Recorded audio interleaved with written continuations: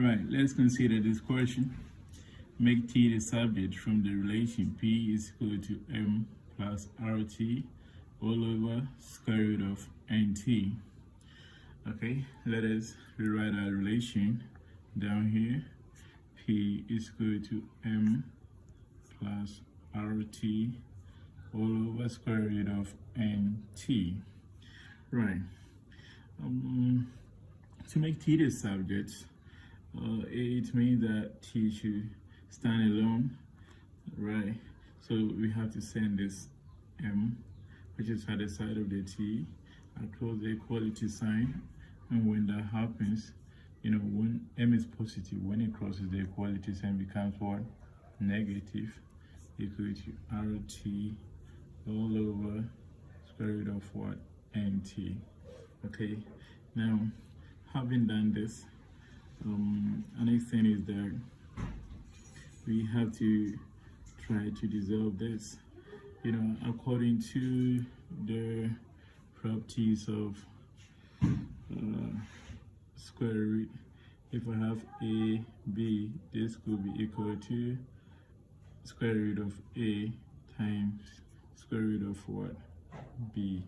Because of that, you could write this one as p minus m is equal to rt all over square root of what?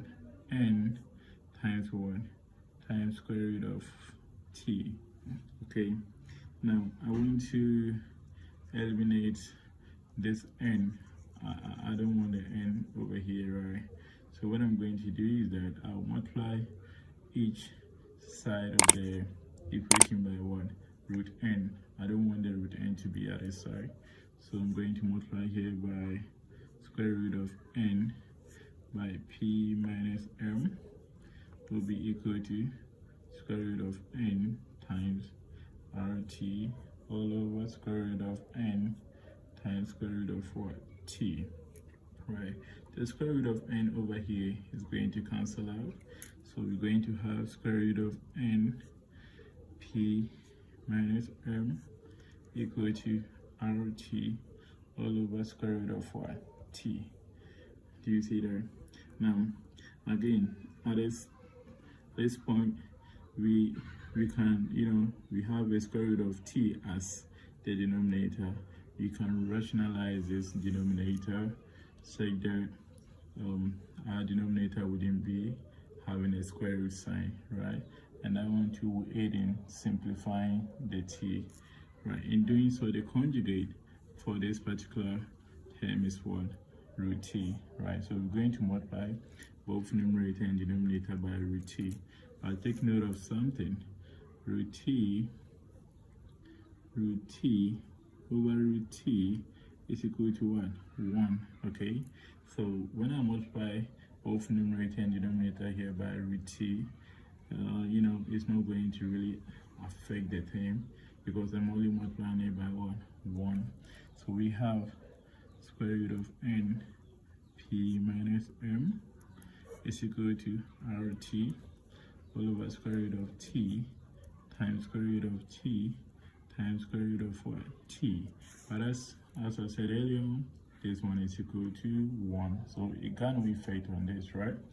All right, so here we're going to have square root of n p minus m p equal to rt, and then here when you multiply the square root of t by rt, it's going to be rt square root of t, okay, over square root of t times square root of t is going to give us what? T, right? So now at this point, you can see that the t and the t can what? Cancel out. Then we're going to have square root of n p minus m is equal to r t square root of t. Please, you know, this t and this t, they cancel out, right?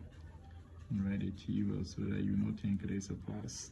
So this t and this t, they cancel out. So it's going to be left with what? R square root of t. But we're looking for what? Square root of, we are looking for t, but this is a square root of t, and there is an r attached to the square root of t. So we have to divide both sides by what? R. In doing so, we're going to have n square root of n p minus m all over r is equal to r square root of t all over what? All over r, right?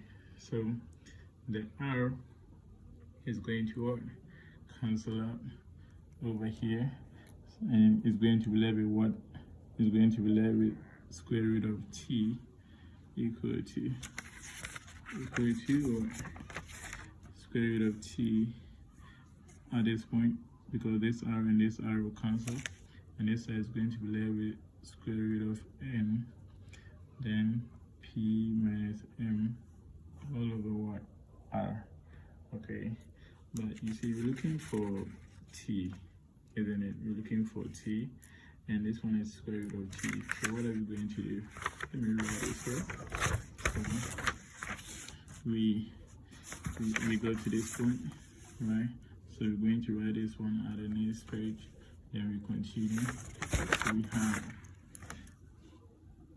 square root of n p minus m all over r equal to square root of what? T. Right. Look at right here. That's what we have here. And we're going to continue. Okay. Alright, so to get the value for t, what we're going to do is to square both sides of the equation, because I want to eliminate this square root sign such that t will stand alone. And in doing that, I will have square root of n p minus m all over r equal to square root of what? T, then I square here, then I square here. Okay, I've squared both sides of the equation. By doing so, we are going to have square root of n p minus m, okay, all over r square root square equal to, and look here, the square root and then the square, they are going to cancel out, so it's going to be left with what? T. Okay, so therefore t is equal to square root of n p minus m all over r square. Okay, yeah, we can even decide to simplify this, but the main thing is that we're looking for t. We want t to stand alongside that the coefficient of t will be 1, the power of t will be 1, and t will be standing alone, and we have achieved that. Hence, we're done making t the subject of the relation p is equal to m plus rt all over square root of nt. If you find this video interesting, you subscribe to the channel for more research. Thank you.